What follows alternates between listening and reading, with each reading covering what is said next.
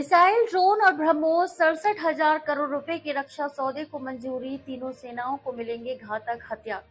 रक्षा खरीद परिषद डीएसी ने तीनों सेनाओं की सैन्य ऑपरेशन क्षमता में बढ़ोतरी के लिए लगभग 67,000 करोड़ रुपए के रक्षा उपकरणों और हथियारों की खरीद की आवश्यकता के प्रस्ताव को मंगलवार को मंजूरी दे दी।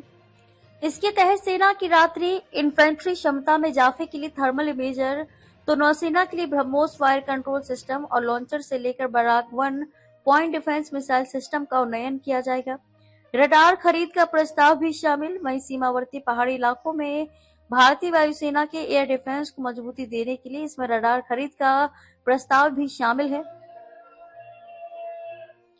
वहीं युद्ध के बदलते आयामों के मद्देनजर तीनों सेनाओं के लिए मध्यम ऊंचाई वाले लंबी दूरी के MALE remotely piloted aircraft RPA की खरीद भी की जाएगी। रक्षा मंत्री राजनाथ सिंह की अध्यक्षता में डीएसी की मंगलवार को हुई बैठक में सेनाओं के लिए रक्षा उपकरणों व हथियारों की खरीद की आवश्यकता के 67,000 करोड़ रुपए के विभिन्न प्रस्तावों को स्वीकृति दी गई। थर्मल इमेजर आधारित ड्राइवर नाइट साइट। रक्षा मंत्रालय के अनुसार इसमें सेना के लिए थर्मल इमेजर आधारित ड्राइवर नाइट साइट की खरीद की स्वीकृति दी गई है। इससे सेना के बीएमपी की रात्रिकालीन ड्राइविंग क्षमता में वृद्धि होगी और मैकेनाइज्ड इन्फेंट्री को बेहतर गतिशीलता मिलेगी। नौसेना के लिए compact autonomous surface craft BrahMos fire control system और लॉन्चर की खरीद की जाएगी। साथ ही नौसेना को अपने Barak 1 point defence missile system को उन्नत करने का भी मौका मिलेगा।